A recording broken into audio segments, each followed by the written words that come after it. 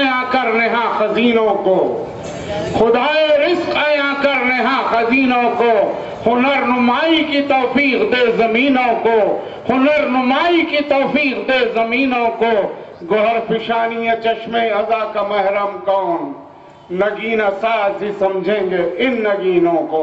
میں مؤدبانہ گزارش کرتا ہوں صدر محترم۔ الرحمن الرحیم، نحمدہ و نصلی علی حبیبہ الکریم۔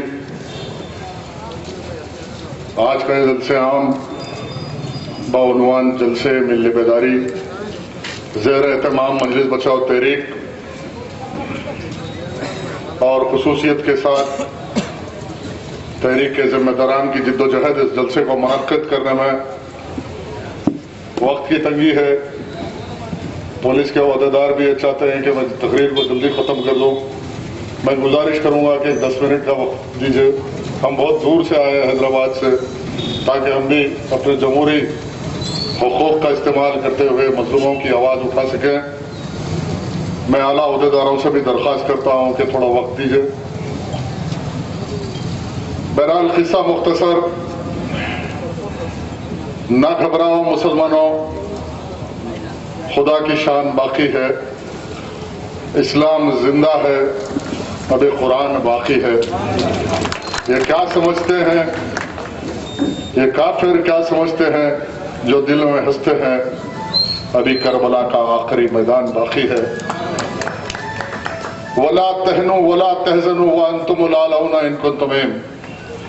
قرآن یہ پیغام دے رہا ہے کہ سستی مت کرو، گھبراؤ مت، تم ہی غالب ہوگے، شرط یہ ہے کہ تم مومن بنو۔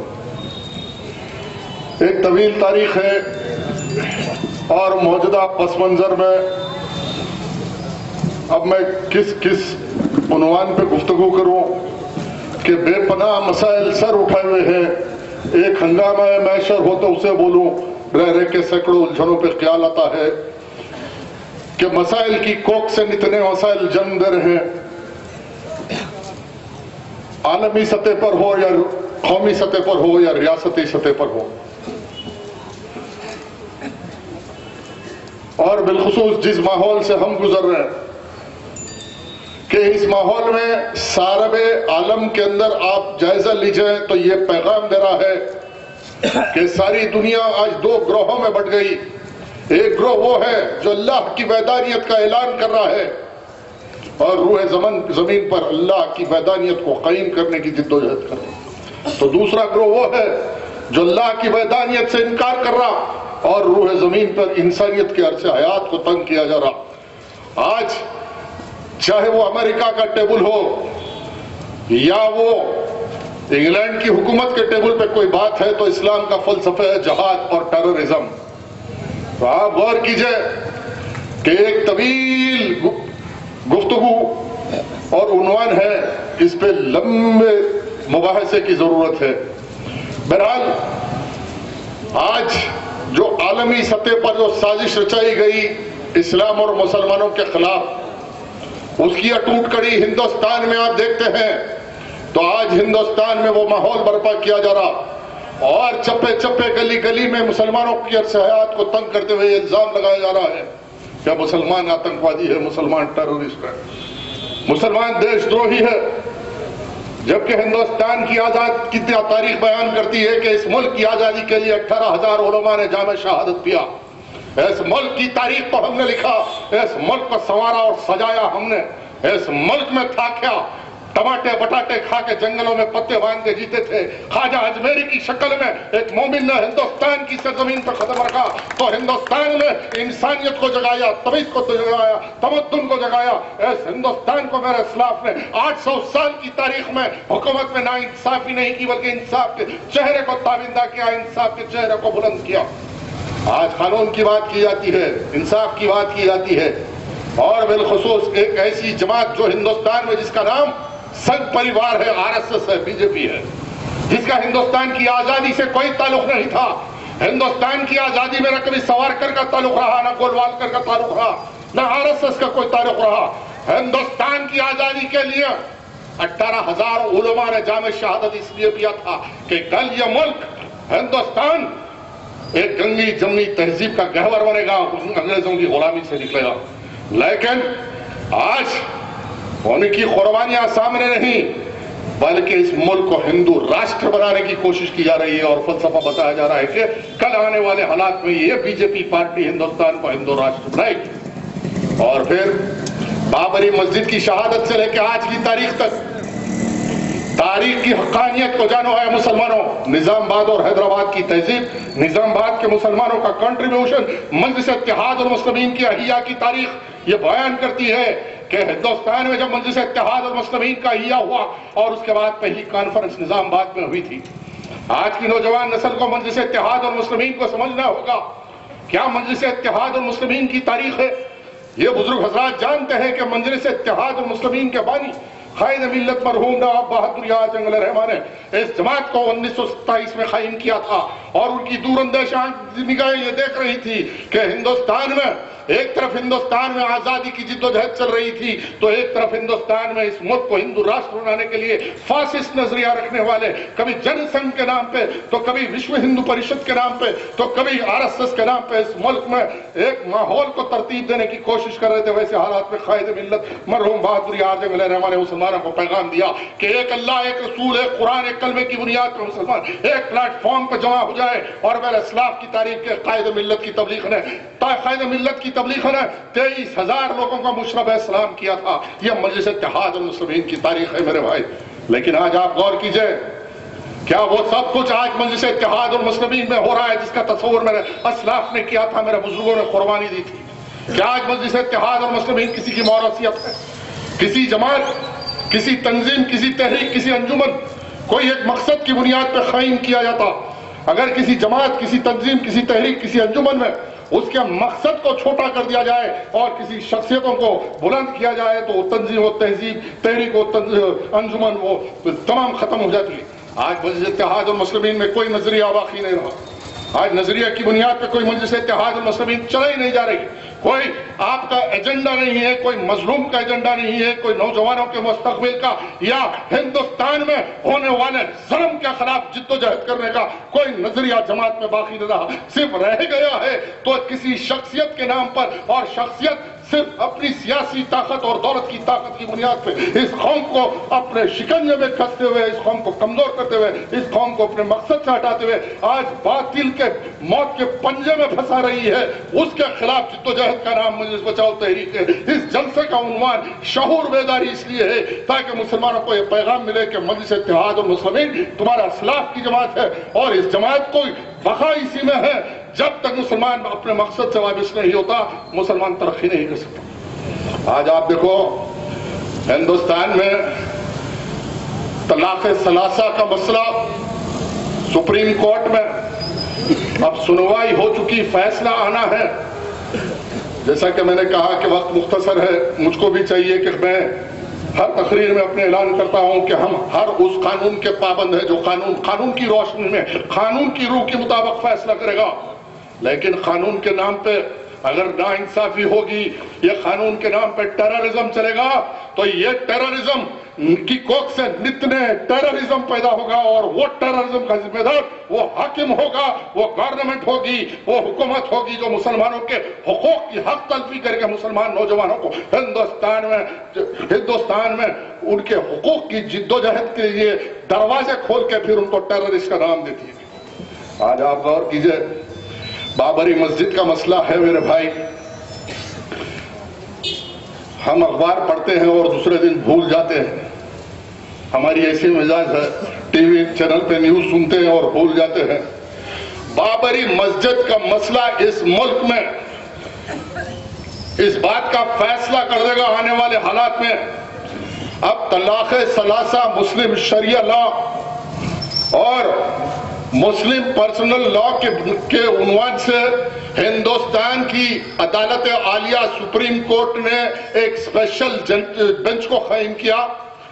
جسٹس کہر نے ایک لارجر بینچ قائم کر کے مسلم شرعی لا پہ فیصلہ کرنے کے لیے ٹرائل چلا دیا. جبکہ چھٹیاں چل رہی ہیں سارے ہندوستان میں عدالتوں میں، لیکن سمر ویکیشن میں بھی اسپیشل کورٹ قائم کیا. واہ، بہت اچھی بات.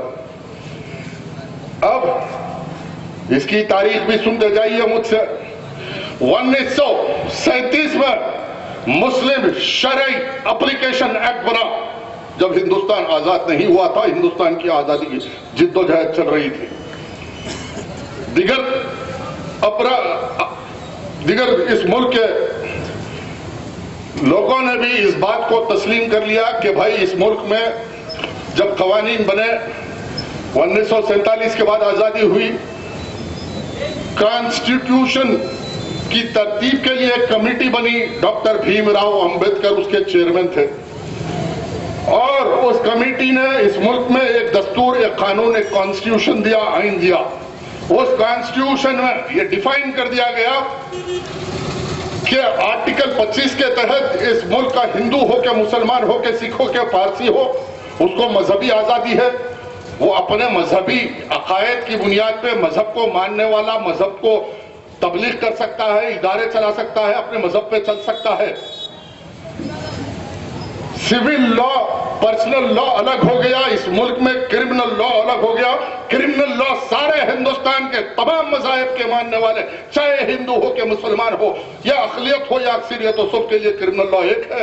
لیکن سول لا کی بات آئیں گی تو سردار جیوں کے لیے ان کا پرسنل لا، مسلمانوں کے لیے ان کا پرسنل لا، عیسائیوں کے لیے ان کا پرسنل لا، ہر قوم کے لیے ہندوستان کے دستور کو ترتیب دینے والے ڈاکٹر بی آر امبیڈکر اور اس وقت کے دانشمندوں نے کانسٹیٹیوشن اسمبلی میں دستور کو پیش کر دیا. بات ختم ہو گئی. اب یہ مسئلہ اٹھا پھر 1973 میں اوریسا میں کانگریس کی حکومت تھی. قوانین کی بات آئی تو کہنے لگے کہ مسلم شریعت میں خواتین کو حقوق نہیں ہے. تو میں پوچھنا چاہتا ہوں کہ تم اب شعور میں آئے. بیٹی بچاؤ آندولن آج ہندوستان میں چل رہا ہے. مرکزی حکومت اعلان کر رہی ہے ٹی وی چینلوں سے کہ selfie with daughter, Beti Bachao آندولن ہندوستان میں اب چل رہا. لیکن بیٹی بچانے کی بات تم آج کر رہے ہو، لیکن آج سے 1450 سال پہلے مکے کی سرزمین پہ میرے آقا نے اعلان کیا تھا کہ بچیوں کو ان کے حقوق دینا اور بچیوں کو زندگی بخشنے کا قانون آج سے 1450 سال پہلے شریعت نے دنیا کو بخشا تھا. آج آپ غور کیجئے،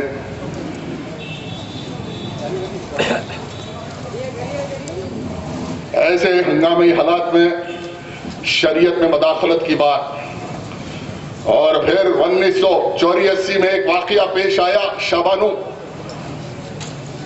ایک وکیل تھے احمد خان صاحب، جس نے اپنی جوزہ کو طلاق دے دیا. اس کو مسئلہ بنا کے سپریم کورٹ کے جسٹس چندرچوڈ نے یہ فیصلہ دے دیا، ارے تمہاری صلاحیت اتنی نہیں ہے شریعت کو سمجھنے کی تو اس کا ذمہ دار میں ہوں.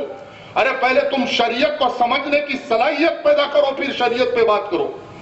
آج ہندوستان کی حکومت، نریندر مودی کی حکومت، یہ فتنہ پیدا سارے ہندوستان میں.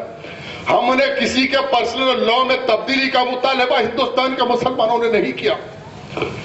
ہندوستان میں آج میں چاہتا ہوں کوئی مسلمان ایم پی، کوئی سیکولرزم کی بات کرنے والی جماعت، کوئی کانگریس، کوئی جماعت کا ایم پی ہندوستان کی پارلیمنٹ میں یہ مطالبہ نہیں کر رہا کہ اگر شریعت محمدی میں مداخلت کی بات کرنے والے، ریزننگ کی بات ہے، آج دنیا ریزننگ کی ہے، لاجیکل ریزننگ کی بات ہے، اسٹیٹکس کی بات ہے، آج دنیا ڈیجیٹل ہے.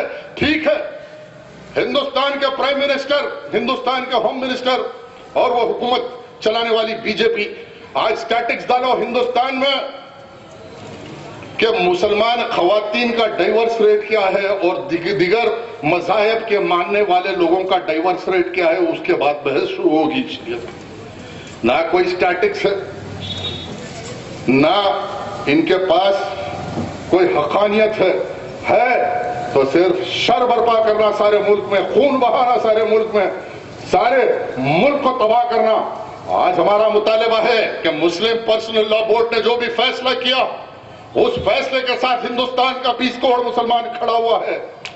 ہندوستان کا 20 کروڑ مسلمان کھڑا ہوا ہے. آج اگر جو بھی داخلی اختلافات، مسلکی اختلافات، عقائد کے اختلافات، تمام کے باوجود الحمدللہ مسلم پرسنل لا بورڈ کا یہ اعلان ہے ہندوستان میں شریعت محمدی میں مداخلت ہونے نہیں دیں گے. لیکن सुप्रीम कोर्ट के जस्टिसों की जानिब से सवालात किए जा रहे हैं। ऐसा दिख रहा कि आज अदालत खुद एक फरीक बन गई, पार्टी बन गई इस मसले में। फिर कल ये ना कहना कि मैंने कानून हाथ में लिया, कल ये ना कहना कि मैं टेररिस्ट बना, कल ये कोई ये ना कहना कि मैं आतंकवादी बना। मैं सब कुछ बर्दाश्त कर सकता हूं, लेकिन एक मुसलमान की हैसियत से मैं अपनी जिंदगी में शरीयत मोहम्मदी में मदाखलत नहीं कर सकता। जान मांगो तो जान दूंगा, माल मांगो तो माल दूंगा, मुझसे ये कभी ना होगा कि नबी का जाहिर जलाल दूंगा। आज बाबरी मस्जिद के इंसाफ की बात, अरे भाई अब तकरीर को इसी उन्वान पे खत्म कर देता हूं 5 मिनट के अंदर कि मैं जिस मकसद से आपकी इस महफिल में आया, मेरी खुशनसीबी वो फिरोज बख्ती है कि अल्लाह रब्बुल आलमीन ने मुझ जैसी नाचीज को आपके सामने इज़हार ख्याल का मौका दिया। ठीक है, बाबरी मस्जिद का फैसला है तो कोई स्पेशल कोर्ट कायम क्यों नहीं होता हिंदुस्तान? शरीयत मोहम्मदी और मुस्लिम पर्सनल लॉ बुक के नाम पर आज सुप्रीम कोर्ट में स्पेशल अदालत चलाई जाती, स्पेशल अदालत समर में, वेकेशन में। लेकिन मेरा भी मुतालबा है, इस मुल्क को आजाद मेरे सलाफ ने कराया था। आज इस मुल्क में मैं दूसरे दर्जे का शहरी नहीं हूं, इस मुल्क के चप्पे चप्पे पे मेरे असलाफ के एहसानात है। तमीज और तमद्दुन से सजाया तो चार मीनार और कुतुब मीनार से हमने सजाया, और फिर हम इस मुल्क में दूसरे दर्जे के शहरी नहीं हैं। बाबरी मस्जिद के मसले में मेरा चैलेंज है नरेंद्र मोदी। ये नरेंद्र मोदी, ये अमित शाह, आप देखते हैं ना वो छोटे छोटे सड़क छाप क्रिमिनल होते, अटेंशन डाइवर्शन गैंग। एक जना आपका अटेंशन हटाता, दूसरा लेके भाग जाता। ये नरेंद्र मोदी और अमित शाह, ये अटेंशन डाइवर्शन गैंग, ये गुजरात का माफिया सारे हिंदुस्तान में। आज हिंदुस्तान में 70% लोग सतह गुर्बत के नीचे है। आज हिंदुस्तान में हर एतबार से हिंदुस्तान के हजारों अजलाओं में लाइट नहीं पहुंचती। ये तरक्की 60 साल की हिंदुस्तान है, इस पे एक तवील डिबेट है हिंदुस्तान की तरक्की पर।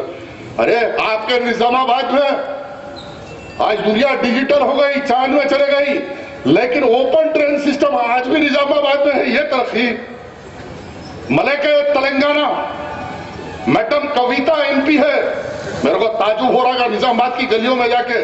अभी मैं मेरे वालिद के दोस्त, मेरे सरपरस्त फारूक साहब के घर पे था, ओपन ट्रेन, छोटा बच्चा गिरते गिरते बच रहा। अरे उस बच्चे की जिंदगी का सोचो जो ट्रेन में गिर रहा। शरीयत और हिंदुस्तान में बाबरी मस्जिद का मसला बाद में होगा। अगर बाबरी मस्जिद का मसला है तो मैं चैलेंज कर रहा हूं निजामाबाद में खड़े होके, आज तो हुकूमत तुम्हारी है ना, कैबिनेट तुम्हारी है, दिल्ली में हुकूमत, यूपी में हुकूमत, नरेंद्र मोदी, आदित्यनाथ, अरे आओ सुप्रीम कोर्ट में एक स्पेशल बेंच का इजलास रखो। अब आस्था की बात, आस्था की बात कह रहे हैं कि हमारी आस्था है। अरे हम किसी आस्था पे ज़र्ब मारना नहीं चाहते। हर शख्स को अपने मजहब पे चलने का इख्तियार है। आप किस भगवान को मानते हैं? आप राम को मानो, कृष्णा को मानो, सांप को मानो, चांद को मानो, सूरज को मानो, जमीन को मानो, नदी को मानो, समंदर को मानो, जिसको मानना है मानो, मेरा इख्तिलाफ नहीं। लेकिन अगर हिंदुस्तान में तुम 10,000 राम मंदिर बनाओ, मेरा इख्तिलाफ नहीं। अयोध्या में तुम 10,000 मंदिर बनाओ, मेरा इख्तिलाफ नहीं। अगर बाबरी मस्जिद के मुकाम पे राम मंदिर बनाने की बात करोगे तो याद रखो तुम्हारी ईंट से ईंट बजा के रखूंगा, तुम्हारी ईंट से ईंट बजा दूंगा। हमें समझना, अरे मैं वो फर्द खां हूं कि बाबरी मस्जिद के बाद हिंदुस्तान में टाडा पे किसी को गिरफ्तार किया गया तो वो फर्द खां हूं। अभी खालिद ने वाटोली का जिक्र किया। वाटोली में मेरी निगाहों से मैंने देखा कि दीवारों को मुसलमानों के खून से रंग दिया गया। हबीबुल्लाह खान के खानदान के मासूम बच्चों के खून को मैंने मेरे आंखों से देखा। जलती हुई कुरान को मैंने वाटोली में अपने हाथ से उठाया। सबसे पहले वाटोली में आने वाले का नाम फरद खान था, वाटोली पहुंचने वाले का नाम फरद खान। अब जो साजिश करे उनके नाम लेना नहीं चाहता। बाबरी मस्जिद की बात है मेरे भाई, तो ये कहा जा रहा है कि राम जन्मभूमि है, तो साबित करो। इस मुल्क में अदालत में जब फैसला होगा, लॉ ऑफ एविडेंस के तहत होगा, राइट टू प्रॉपर्टी के तहत होगा। दस्तावेजात की बुनियाद पे होगा। नहीं, हम अदालत को नहीं मानते, आस्था का मसला है। अरे भाई, हम आपकी आस्था को चैलेंज नहीं कर रहे। अब रिसेंटली लेटेस्ट डेवलपमेंट ये हुआ कि एक हिंदुस्तान का सबसे बड़ा चीटर सुब्रमण्यम स्वामी, अदालत को रुजू हुआ कि ये मामले को रफा दफा करो, जल्द से खत्म करो। हम भी इस शहर निज़ामाबाद में अमन व अमान को परवरदिगार क़ायम रखे, इस निज़ामाबाद के लोगों को तरक्की दे। इस शहर में जो बीमार है परवरदिगार उनको सेहत मुकम्मल अदा फरमा। जो बच्चे बेरोजगार है मौला उनकी रोटी रोजी से फराज फरमा। जो बच्चियाँ घरों में बैठी हुई निस्बतों के लिए है मौला उनकी निस्बतों फराम फरमा। अल्लाह अमन का गहवार बना दे, अमन व अमान व आफियत के साथ मुसलमानों की ज़िंदगी गुजारने की मेहरबान हो जा। मेरे हबीब के नाले पाक के सदक़े में मौला रहम फरमा, करम फरमा, हमको नेक बना दे, वो एक बना दे। आखिर दावन अल्हम्दुलिल्लाहि रब्बिल आलमीन। नारे तकबीर, अल्लाहू अकबर, नारे तकबीर, अल्लाहू अकबर।